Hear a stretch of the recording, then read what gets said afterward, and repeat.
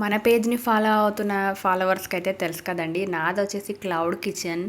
So ఇంకొకటి వచ్చేసి clothing business కూడా రీసెంట్గానే నేను స్టార్ట్ అయితే చేశాను. ఒక పేజ్ అనేది కూడా ఓపెన్ చేశాను. సో ఇంకా ఈ డ్రెస్ చూయించి ఒక వీడియో అనేది పోస్ట్ చేద్దాం అనే వరకు నాకు స్విగ్గీ నుంచి అయితే ఆర్డర్ అయితే వచ్చింది. టమాటో ఎగ్ ఫ్రై, అలాగే ఆలూ ఫ్రై, ఇంకొకటి వచ్చేసి సొరకాయ గారెలు. స్విగ్గీ నుంచి వచ్చిన ఆర్డర్ అయితే క్యాన్సిల్ చేయలేను కదండి. ఇంకా సో ప్రిపరేషన్ అయితే స్టార్ట్ చేసేసాను. ఇంకా ఇక్కడ మీకు నేను చెప్పాలనుకున్నది ఒకటి ఏంటి అంటే, నేను ఆల్రెడీ ఇప్పుడు క్లౌడ్ కిచెన్ 2 ఇయర్స్ నుంచి రన్ చేస్తున్నాను. ఇన్స్టాలో జస్ట్ ఒక 6 మంత్స్ నుంచి అయితే రీల్స్ పెడుతున్నాను. అయినా 500+ రీల్సే ఉన్నాయి నావి.